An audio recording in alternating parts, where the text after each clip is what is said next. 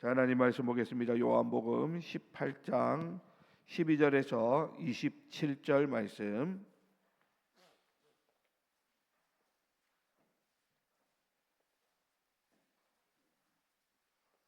요한복음 18장 12절로 27절까지 말씀을 저와 여러분들이 한 절씩 교독합니다. 이에 군대와 천부장과 유대인의 아랫사람들이 예수를 잡아 결박하여 먼저 안나스에게로 끌고 가니 안나스는 그 해의 대제사장인 가야바의 장인이라. 가야바는 유대인들에게 한 사람이 백성을 위하여 죽는 것이 유익하다고 권고하던 자르라. 시몬 베드로와 또 다른 제자 한 사람이 예수를 따르니 이 제자는 대제사장과 아는 사람이라. 예수와 함께 대제사장의 집들에 들어가고 베드로는 문 밖에 서 있는지라. 대제사장은 그 다른 제자가 나가서 문 지키는 여자에게 말하여 베드로를 데리고 들어오니 문 지키는 여종이 베드로에게 말하되 너도 이 사람의 제자 중 하나가 아니냐 하니 그가 말하되 나는 아니라 하고 그때가 추운 고로 종과 아랫 사람들이 불을 피우고 서서 쬐니 베드로도 함께 서서 쬐더라. 대제사장이 예수에게 그의 제자들과 그의 교훈에 대하여 물으니 예수께서 대답하시되 내가 드러내놓고 세상에 말하였노라. 모든 유대인들이 모이는 회당과 성전에서 항상 가르쳤고 은밀하게는 아무것도 말하지 아니하였거늘 어찌하여 내게 묻느냐 내가 무슨 말을 하였는지 들은 자들에게 물어보라. 그들이 내가 하던 말을 아느니라. 이 말씀을 하심에 곁에 섰던 아랫사람 하나가 손으로 예수를 쳐 이르되 내가 대제사장에게 이같이 대답하느냐 하니 예수께서 대답하시되 내가 말을 잘못하였으면 그 잘못한 것을 증언하라. 바른 말을 하였으면 네가 어찌하여 나를 치느냐 하시더라. 안나스가 예수를 결박한 그대로 대제사장 가야바에게 보내니라. 시몬 베드로가 서서 불을 쬐더니 사람들이 묻되 너도 그 제자 중 하나가 아니냐. 베드로가 부인하여 이르되 나는 아니라 하니 대제사장의 종 하나는 베드로에게 귀를 잘린 사람의 친척이라. 이르되 내가 그 사람과 함께 동산에 있는 것을 내가 보지 아니하였느냐. 이에 베드로가 또 부인하니 곧 닭이 울더라. 아멘. 네, 오늘 말씀은 배신의 길, 믿음의 길이라는 제목입니다. 여러분, 오늘 본문은 예수님께서 겟세마네 동산에서 체포되신 직후에 대제사장 안나스와 가야바에게 신문을 받으시는 긴박한 장면을 담고 있습니다. 어둠이 짙게 깔린 예루살렘 밤에 성경은 극명하게 대조되는 두 가지 길을 우리에게 보여주고 있습니다.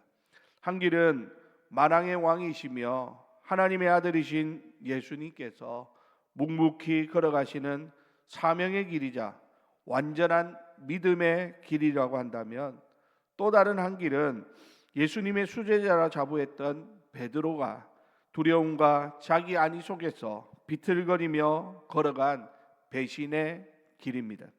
오늘 우리는 본문 속의 두 인물의 행보를 살펴보면서 과연 고난의 현장 앞에서 우리는 어떤 길을 선택해야 하는지에 대해서 좀 잠시 생각해 보고자 합니다. 자, 오늘 본문 12절에 보니까 이에 군대와 천부장과 유대인의 아랫사람들이 예수를 잡아 결박하였다라고 말씀하고 있습니다. 여러분, 이 장면이 참 역설적이지 않습니까? 온 우주를 창조하시고 만물에 자유를 주신 창조주께서 죄인들이 만든 밧줄에 묶여 끌려가고 계신다라는 것입니다. 그런데 예수님께서는 지금 힘이 없어서 잡혀서 묶이신 것이 아니었습니다. 겟세마네에서 말씀 한마디로 군사들을 뒤로 물러나게 하셨던 그 권능을 예수님께서는 스스로 내려놓으신 것입니다. 이것은 인류의 죄의 결박을 끊으시기 위해 스스로 결박당하시는 하나님의 대속적 사랑의 그런 발걸음이며 아버지를 향한 절대적인 믿음의 순종의 길이라고 할 수 있는 것이죠.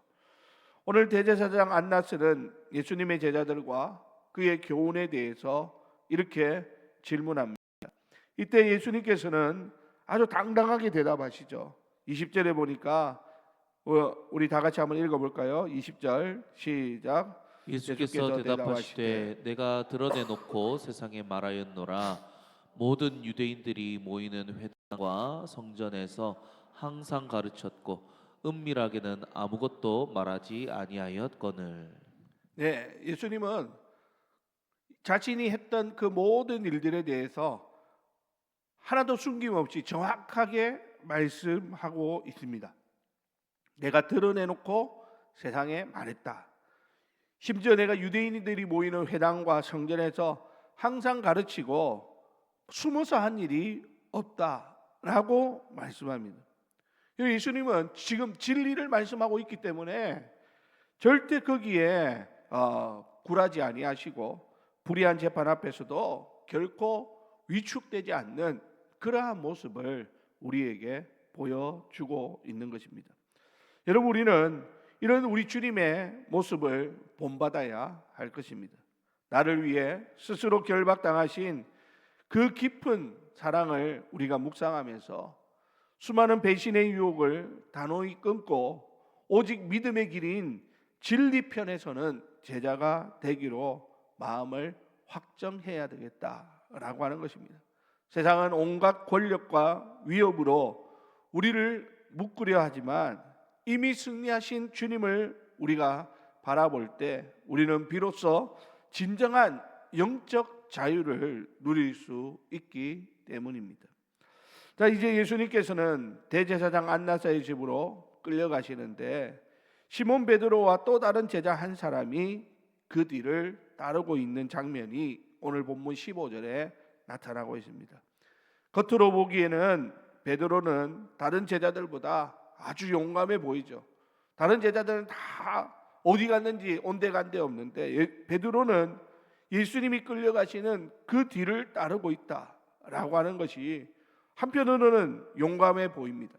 하지만 성경은 지금 베드로가 서 있는 위치에 주목하고 있습니다. 지금 18절 말씀에 보면 우리 18절 말씀 한번 볼까요? 다 같이 읽겠습니다. 시작. 그때가 추운 고로 종과 아랫사람들이 불을 피우고 서서 쬐니 베드로도 함께 서서 쬐더라. 자, 여러분 보십시오. 지금 베드로는 어떤 자리에 있습니까? 불을 피워놓고 아랫사람들과 함께 서서 불을 쬐고 있는 그러한 자리에 베드로가 서 있었다라고 하는 겁니다. 여러분, 이 자리는 베드로가 서 있는 이 자리는 배신의 길로 들어서는 경계선이었습니다. 주님을 완전히 떠나지도 못했지만 그렇다고 주님과 함께 고난을 나누지도 못하는 아주 애매한 회색지대였다라고 하는 겁니다. 추위를 피하기 위해서 세상에 불을 쬐고 있는 베드로의 모습은 고난 앞에서 적당히 거리를 유지하며 적당한 타협점을 찾는 우리의 연약한 신앙을 투영해 주는 것 같습니다. 그러므로 우리는 세상의 안락함을 쬐면서 주님과 적당히 거리를 두려는 그런 나태한 신앙을 이번 고난 주간을 통하여 과감히 내버리고 고난의 현장일지라도 주님 곁을 끝까지 지키는 주님과의 그 영적인 친밀함을 회복하는 일에 최선을 다할 수 있어야 할 것입니다. 우리 주님을 따르되 멀찍이 따르는 그런 제자가 아니라 십자가 아래까지 동행하는 그런 참된 제자가 되기 위해서 세상이 주는 안락함의 불길에서 걸어 나와서 우리 주님의 고난에 기꺼이 동참하기로 결심하고 결단하는 저와 여러분들이 다 되실 수 있기를 주님의 이름으로 부탁을 드립니다. 여러분, 오늘 대제사장 안나스의 신문이 진행되는 동안 뜰 아래에서는 베드로의 처절한 영적인 추락의 장면이 펼쳐지고 있습니다. 문 지키는 여종과 사람들이 베드로를 향해서 너도 그 제자 중 하나가 아니냐라고 묻자 베드로는 단호하게 25절에 보니까 나는 아니라라고 부인합니다. 주님을 모른다는 베드로의 부인은 3번에 걸쳐서 반복되고 있었고 바로 그때 닭이 울더라라고 성경은 기록합니다. 여러분, 이것은 예수님의 예언이 성취되는 순간이면서 베드로의 자부심이 완전히 무너내린 배신의 길의 정점이라고 할 수 있습니다. 자, 그런데 여러분, 이 비참한 실패의 자리는 역설적으로 하나님의 은혜가 시작되는 자리이기도 했다라고 하는 사실을 우리는 기억할 필요가 있습니다. 왜 이 자리를 하나님의 은혜가 시작되는 자리라고 할까요? 왜냐하면 나의 가짜 의로움이 죽는 자리였기 때문입니다. 베드로는 사람들 앞에서 다른 사람들은 다 주님을 버릴지라도 나는 주님을 버릴 일이 없습니다 라고 그렇게 당당하게 큰 소리 쳤던 사람입니다. 많은 사람들 앞에서 그렇게 큰 소리로 자신의 의로움을 자랑했던 사람이 바로 베드로였습니다. 그런데 닭 울기 전까지 베드로는 자신의 결단과 열심으로 주님을 지킬 수 있다고 그렇게 호언장담했지만 지금 이렇게 처참하게 무너진 그 자리에서 베드로는 비로소 내 힘으로는, 내 의지로는 주님을 사랑할 자격조차도 없구나 하는 것을 그때서야 비로소 스스로 깨달을 수 있었기 때문입니다. 여러분, 내가 할 수 있다라고 하는 나에 대한 자신감이 무너질 때, 내가 모든 것을 나는 다른 사람들과 다르다라고 하는 그런 의로움이 무너질 때 비로소 여러분, 하나님의 전적인 은혜가 들어올 빈 공간이 생길 수 있는 것입니다. 여러분, 은혜는 내가 할 수 있다고 호언장담하는 것이 아니라 하나님, 나는 아무것도 할 수 없습니다 라고 고백하는 절망의 끝자락에서부터 시작된다라고 하는 사실을 기억하실 수 있기를 바랍니다. 여러분, 우리는 하나님 앞에서 다른 것을 고백할 것이 아닙니다. 주님, 나는 부족합니다. 나는 연약합니다. 나는 아무것도 못합니다. 나는 그래서 주님이 필요합니다. 이런 사람이 하나님의 은혜 아래 머물 수 있는 것이죠. 주님, 괜찮습니다. 나는 얼마든지 이겨낼 수 있습니다. 나는 얼마든지 주님을 지켜낼 수 있습니다. 나는 얼마든지 저 사람들과 다릅니다. 이렇게 호언장담하는 사람들에게는 결코 하나님의 은혜를 맛볼 수가 없는 것입니다. 그런 사람들은 아무리 하나님의 은혜 주셔도 그것을 은혜라고 여기지 않습니다. 내가 한 것입니다. 내가 당연히 그 은혜를 받을 마땅한 자격이 있기에 그것을 은혜라고 여길 수 없는 것이죠. 뿐만 아니라 베드로의 실패의 그 자리가 하나님의 은혜가 시작되는 자리가 되는 이유는 주님의 신실한 기억을 마주하는 자리이기 때문입니다.